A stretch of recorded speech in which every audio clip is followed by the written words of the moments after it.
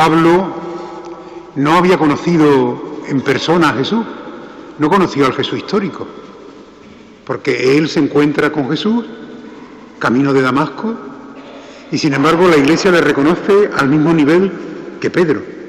Pedro y Pablo son las dos grandes columnas de la Iglesia. Uno tiene la tarea precisamente de regirla, y él, digamos, y Pablo de coger la doctrina de Jesús y lanzarla a los cuatro vientos. Pablo es el gran evangelizador, el que cumple ese mandato de Jesús poco antes de ascender al cielo. Id al mundo entero y proclamad el Evangelio. Id al mundo entero. Bien, con esta charla de hoy terminamos la charla dedicada al Antiguo Testamento. En concreto nos hemos quedado en el Deuteronomio, en el Pentateuco, los primeros 5 grandes libros de la Biblia, cuya autoría los israelitas devotos le dan a Moisés, aunque está muy claro que Moisés no es el escritor, porque no pudo ser. Estos libros se escriben ya cuando Israel está en la tierra prometida, cuando Israel ya es un pueblo libre, cuando Israel ya se ha asentado, cuando ya no solamente está buscando la supervivencia y el subsistir, sino que ya está bien organizado y hay tiempo para la cultura, hay tiempo para la fiesta, hay tiempo también para la literatura y hay tiempo para todo eso. Pero lógicamente, si tú quieres que algo sea, digamos, asumido por la mayoría, evidentemente ponle la autoría a alguien que sea un referente para el pueblo, para la comunidad. En este caso, Moisés, el grande para el pueblo de Israel, igual que Abraham lo es para los creyentes. La primera alianza la hace Dios con Noé, y una alianza cósmica. Noé todavía no tiene una experiencia clara del verdadero Dios, del Dios de Israel, de un Dios personal, de un Dios único. Es un hombre bueno, y Noé recibe, digamos, hace una alianza con Dios. No volverá un diluvio sobre la tierra. Dios no se arrepiente de la creación que ha hecho. Dios, de alguna manera, bautiza a la creación. El agua tiene siempre ese sentido purificador, ese sentido de vida y también ese sentido de muerte. Muerte a lo viejo, arrasar con lo que no funciona y, por supuesto, digamos, la nueva vida. La segunda gran alianza es la alianza personal. La hace Dios con Abraham. Si recordáis ese pasaje tan precioso, ¿no? Abraham es un hombre inquieto, un hombre preocupado, un hombre que quiere, digamos, encontrarse, quiere encontrarse con el verdadero Dios, no se conforma y está siempre a la puerta de la tienda. Y ese estar a la puerta de la tienda es muy interesante. Yo creo que una de las cosas que tenemos que aprender es precisamente porque las cosas no son fáciles, porque no es sencillo, porque el mundo de alrededor no nos entiende y a lo mejor no tiene los valores que nosotros vivimos y no nos hacen la ola como a lo mejor nos gustaría, etcétera. El riesgo siempre es encerrarnos, meternos dentro de la tienda calentito y aquí nosotros a esperar que venga el santo avenimiento del Señor, y no. Hay que ponerse a la puerta y hay que ver pasar la historia, verla pasar, vivirla intensamente. Es lo que hace Abraham. Y porque se pone a la puerta de la tienda, tiene la posibilidad de encontrarse con aquellos tres peregrinos que después hemos visto que era la Santísima Trinidad. ¿Y qué hace Abraham? Le acoge. Ven, entrad a la tienda, descalzaros, bebed, comed. Y porque Abraham se abre a los peregrinos, aquellos peregrinos le prometen descendencia.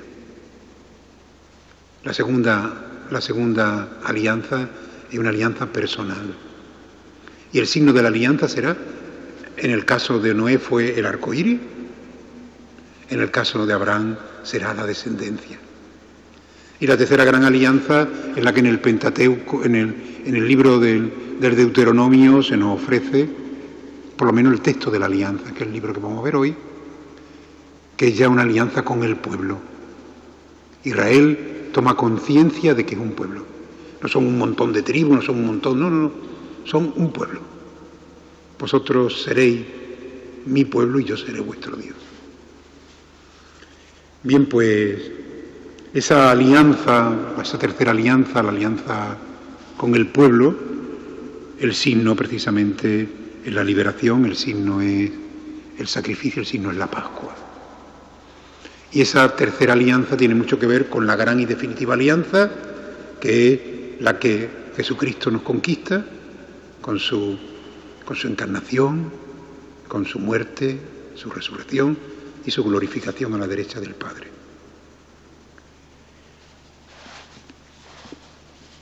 Estas son las palabras. Es el título hebreo del quinto libro que nosotros hemos conocido ya en su versión griega como el Deuteronomio. Es decir, la primera redacción de la mayoría de los libros del Antiguo Testamento es en hebreo. Pero hay un momento en que la cultura es helenística. Grecia se invade no de una forma bélica, sino culturalmente prácticamente el mundo conocido. Y para que de alguna manera los israelitas son muy inteligentes y dicen, de manera que pervivan nuestras tradiciones, que la palabra de Dios no se pierda, hacen un gran esfuerzo, que es traducir del hebreo al griego. Después, muchos siglos después, será la Vulgata. La lengua universal será el latín. Y también hacen el gran esfuerzo de traducir del griego al latín. Por eso también es muy difícil ver quién dijo esa palabra. Muchas veces decimos, esto lo dijo Jesús tal cual. Pues mire usted, no lo sé, porque Jesús hablaba en arameo. Nosotros estamos cogiendo un texto que está ahora mismo en castellano, pero que a su vez estuvo antes en latín y antes en griego. Porque lo importante no es la isísima palabra, sino la isísima intención. Es decir, que la palabra de Dios recoge lo que Dios quiere decirnos, no las palabritas exactas, porque entonces tendríamos, como decía Santa Teresa del Niño Jesús, me hubiese encantado aprender hebreo para leer la palabra de Dios en la mismísima lengua de nuestro Señor Jesucristo. Pues el Deuteronomio empieza precisamente, era conocido por los hebreos con estas son las palabras. Con esta frase comienza y se titula el último libro. Deuteronomio, última o segunda ley, es el título que le dio la versión griega de los 70. En realidad, se trata de las palabras dirigidas por Moisés a Israel en los umbrales de la tierra prometida. Es impresionante. Es decir, Moisés y ninguno de aquellos que salieron de Israel llegó a la tierra prometida. Solo dos. Y es normal que no llegaran, entre otras cosas por edad. Y también porque de alguna manera Dios quería que la nueva historia fuera de verdad nueva. ¿Verdad que a nosotros nos cuesta mucho trabajo ya los que peinamos canas, como nos descuidemos, siempre estamos añorando el pasado y tenemos que pedirle al Señor, Señor, dame mucha libertad, que yo acepte precisamente lo nuevo y no por esnovismo, sino sencillamente por todo lo que hay de verdad y también de fuerza. Dios es muy inteligente, es Dios, y quería que en el pueblo nuevo, realmente en la tierra buena, en la tierra nueva, en la tierra prometida, entrara también ya un pueblo con menos historia, entre comillas. En realidad, como decía, se tratan de palabras dirigidas por Moisés a Israel en los umbrales de la tierra. Palabras con distintos géneros literarios. entre los que ocupa un lugar destacado, pero no el único, la ley. Hay como cuatro tipos de cosas en el Deuteronomio. Hay textos que son narrativos, nos cuentan historias. Hay textos que son legales. Hay textos que son parenéticos, es decir, que buscan exhortarnos, invitarnos al cambio, a la conversión. Y hay también textos bellísimos, poéticos. Los narrativos se encuentran al principio y al final del libro. Los textos legales ocupan el lugar central y comúnmente es conocido como el Código Deuteronómico. Es la parte más extensa del libro e incluye el Decálogo. Eso que en el Sinaí, en tablas de piedra, el Señor entregó a Moisés, el texto aparece en este libro. En el Deuteronomio, en el capítulo 5, están, digamos, los mandamientos que nosotros conocemos como los mandamientos de la ley de Dios. Las exhortaciones, las motivaciones, la parenesis, abundan en este libro, más que en cualquiera de los otros libros del Pentateuco. Y finalmente, los textos poéticos que se limitan a 2 piezas colocadas al final del libro, en el capítulo 32 y en el capítulo 33. Y hay una cosa que llama poderosamente la atención en el Deuteronomio. Es el cambio frecuente del pronombre personal. Tanto el que narra, si es Moisés o si es otro, tanto en la ley como en la parenesis, se pasa de una forma u otra de la segunda persona del singular a la segunda persona del plural, del tú al vosotros. Y otro rasgo también de este libro, que es también muy interesante, es el carácter reiterativo, especialmente en las invitaciones al amor y al servicio al Señor, con todo el corazón, con toda la fuerza, con todo mi ser. Es decir, se reitera como esas madres, ¿verdad?, que continuamente le están diciendo a los hijos, por ahí no, esto es lo que hay que hacer, mira, aprende. Es decir, reiterativamente, especialmente, el amor y el servicio al Señor con todo el corazón, observando sus mandamientos. En el Deuteronomio hay 4 discursos de Moisés. Moisés, como os decía, se dirige al pueblo ya cuando está a punto de terminar su vida y cuando Israel está a punto ya de entrar en la tierra prometida. Y da la impresión de que Moisés fuera como esos escribas que proclaman, digamos, y anuncian la ley. Es una narración, la de Moisés, de tipo histórica, preciosa. Es una mirada al pasado, pero sin nostalgia. No es... porque la nostalgia, las primeras cucharadas de nostalgia son dulces, como el almíbar. Y por eso normalmente caemos en la tentación de la nostalgia, porque las primerillas cucharadas nos saben dulces, pero las siguientes son muy agrias. La nostalgia es traicionera. Es que antes, ¿te acuerdas cuándo? Uy, aquello era.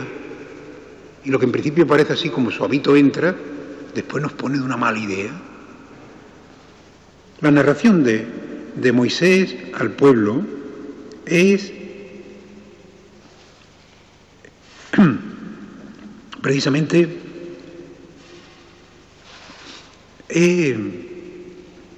sin nostalgia.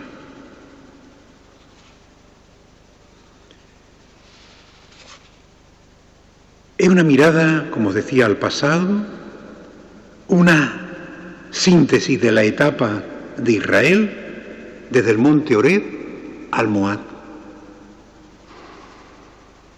Y la segunda parte de la narración es una mirada al futuro, lo que Moisés intuye que será, digamos, la tierra prometida. El segundo discurso son mandatos y decretos, bendiciones y maldiciones. Esta narración, este código, se asemeja mucho a otros códigos legales de los pueblos y de las culturas circundantes de Israel. Por eso no hay que maravillarse que cuando uno lee la Biblia y conoce otros escritos de otras culturas, hay muchas cosas que son muy parecidas e incluso algunas son iguales, da la impresión de que han copiado. No pasa nada, porque las culturas, igual que ahora, en el diccionario de la Real Academia Española, cuánto anglicismo, cuánto galicismo y cuánto germanismo han entrado, vamos, impresionante. Y lo que al principio nos resulta un poco raro, al final se convierte en lo más normal del mundo. Las culturas, es decir, bueno, y no digamos ya en un mundo global como el que nos toca vivir, ¿no? En lo bueno y en lo malo nos influenciamos. Pues también Israel. Y en concreto, este código legal del segundo discurso de mandatos, decretos y bendiciones y maldiciones, se parece muchísimo al código de Hammurabi, lo cual nos está demostrando la influencia de las culturas sobre Israel. Y en el tercer discurso aparecerá el tema de la alianza de Moab y pequeños discursos de Moisés en los que se contienen sus últimas disposiciones antes de su muerte. En el cuarto discurso aparecen las bendiciones de Moisés. Moisés, al igual que Isaac y Jacob, que bendijeron a sus hijos poco antes de morir, Moisés bendice a las tribus inmediatamente después de haberle anunciado su muerte. De alguna manera, Moisés está diciendo, vosotros sois mis hijos. Yo he sido un padre para vosotros. Está claro que el relato de la muerte de Moisés no puede ser un discurso de Moisés. Vamos, nadie relata su propia muerte. La voz de Moisés se apaga con la última bendición. El relato de la muerte de Moisés es propio del narrador.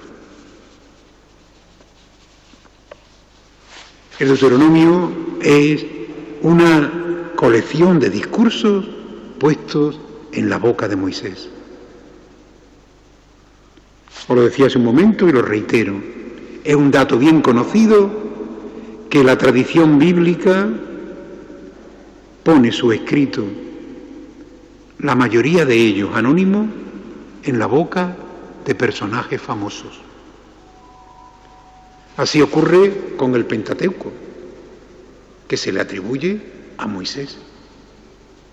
Los Salmos a David, los Proverbios a Salomón.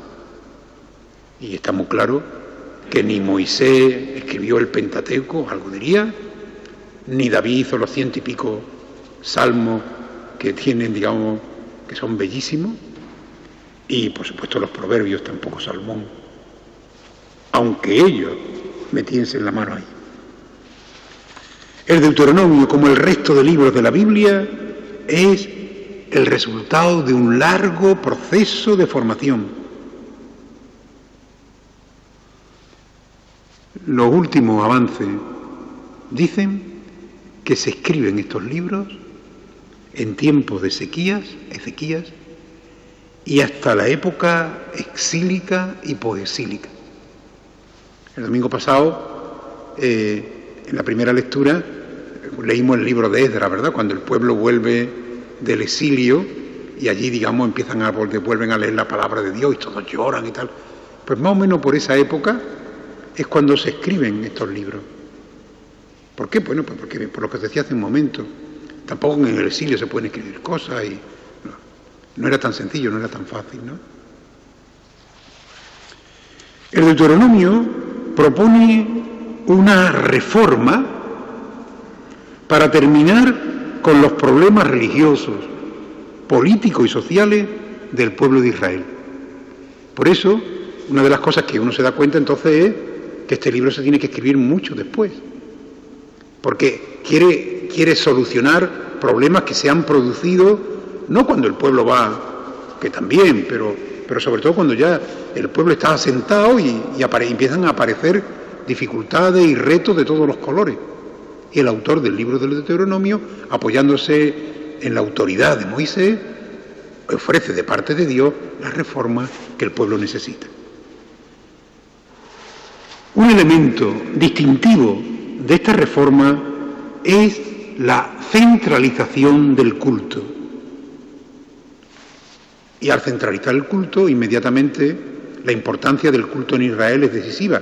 Pensar que para Israel, durante muchísimos siglos, su Dios su rey es Dios.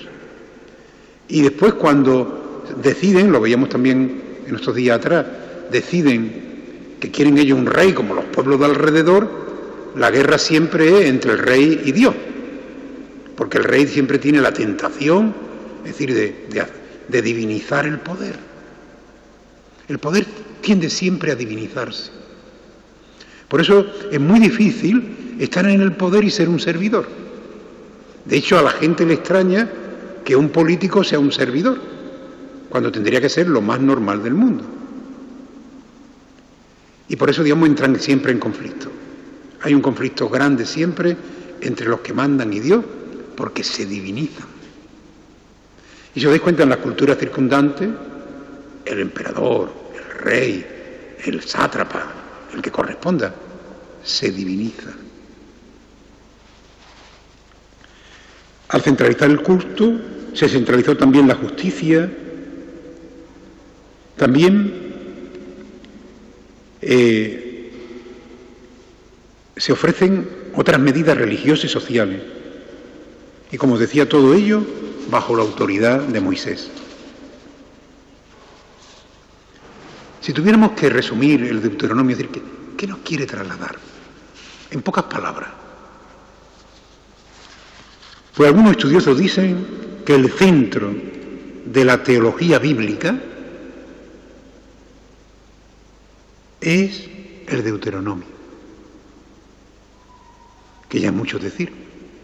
Pero sí es verdad que leyendo el Deuteronomio ahí te encuentras un poco lo que Dios quiere de su pueblo, que hoy somos nosotros, y lo que el pueblo tiene que hacer para corresponder al amor y a la liberación que Dios le ha hecho. Lo que no cabe duda que en este libro se encuentran varios de los temas más importantes del Antiguo Testamento. La idea de que Dios se da la mano con la idea del pueblo. En el Deuteronomio, el Señor es presentado como el Dios de Israel y el pueblo como el pueblo de Dios. Así reza la fórmula central de la alianza, recogida en el Deuteronomio. Tu Dios, nuestro Dios o vuestro Dios. Como respuesta, la lealtad debe ser la actitud fundamental de los israelitas hacia su Señor. Y otro dato también muy precioso y muy importante, que tampoco lo hemos inventado nosotros. La unión del pueblo en torno al Señor implica también la unión de los distintos miembros del pueblo entre sí. Y algo que llama poderosamente la atención. La reforma deuteronómica apuesta por una sociedad solidaria, igualitaria y sin pobre. Y diríamos, vamos, la Revolución Francesa. Pues muchísimos siglos, miles de años antes, ya Dios le había comunicado a su pueblo que la sociedad que Él quería, que Él quiere, es una sociedad solidaria, igualitaria y sin pobre. Un pueblo de hermanos unidos en torno a su Dios. Es más, desde el rey hasta el último israelita, en el pueblo de Dios, todos son hermanos. Claro, que una cosa es predicar, ya lo sabéis, ¿verdad? Y otra es dar trigo. Evidentemente, este era un diseño superutópico. Los autores del Deuteronomio sabían muy bien que se dirigían a una sociedad estratificada, pero no renuncian al ideal. No renuncian al ideal. La utopía no es lo que no se consigue. Cuando alguien nos dice algo y le decimos, esto es una utopía, esto es utópico, esto es una utopía, tal, así un poco como denigratorio, ¿no? No. La utopía no es lo que no se consigue, sino lo que no se agota. La paz es utópica porque nunca podremos decir, más paz no me cabe, o el amor, o la esperanza, o la igualdad. Son utópicas en el sentido que son inagotables. Ellos no renuncian, el autor del Deuteronomio, los autores, los narradores, no renuncian al ideal. La solidaridad de Israel con los que carecían de tierra y con los más necesitados arranca de la convicción de que todos los bienes pertenecen al Señor.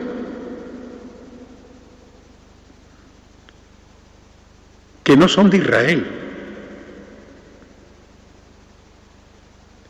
Que la tierra, sin duda, es el bien más preciado. Y esa tierra no es de ellos. Se la ha regalado el Señor. Cada 5 años estaban llamados a celebrar un año jubilar. Y en ese lustro había que las deudas se cancelaban y la tierra volvía a repartirse. Eso no se hizo nunca, claro. Pero cuando tú coges tu territa, cuando tú tienes ya tu territa, vamos ya. Pero ese era el deseo del Señor, porque al fin y al cabo la tierra se la había regalado nuestro Dios. Tanto su conquista como la fuerza para trabajarla y adquirir su riqueza proceden del Señor, no de Israel ni de los otros dioses o pueblos. Para los autores del libro de Deuteronomio, la ley es también un don del Señor, es un regalo a su pueblo. La ley no es un corcel rígido, sino que la ley es un regalo de Dios para que el pueblo viva dignamente en libertad. Y ahora entenderéis por qué Jesús se coge esos rebotes cuando los fariseos quieren hacer de la ley de la libertad, quieren hacer una ley opresiva y oprimente para el pueblo. No está eso así, no está en el proyecto de Dios eso. Vosotros habéis hecho con la ley de Dios lo que os ha dado la gana, a base de poner preceptos y más preceptos y más preceptos. Pero en el proyecto de Dios la ley es precisamente para un pueblo de libre, para hombres con dignidad, para que vivan con dignidad y libertad en la tierra que el Señor les ha dado. La ley no es una imposición, sino un regalo, un camino de vida. Del cumplimiento de la ley depende la vida y la bendición de Israel, como nosotros. Toda esa ley el Señor la sintetizó en el mandamiento nuevo. Y está claro que del cumplimiento del mandamiento nuevo para nosotros, de ahí nace la vida y, por supuesto, la bendición de Dios sobre todos nosotros. El año que viene, Dios mediante, seguiremos con el Antiguo Testamento porque da mucho de sí. Ya el próximo día, don Luis dará un salto impresionante y nos llevará al Nuevo Testamento que nos viene muy bien, porque ya también hemos recordado que el Antiguo Testamento hay que leerlo con los ojos del Nuevo y el Nuevo Testamento también hay que leerlo con los ojos del Antiguo. Gracias de corazón, nos seguiremos viendo.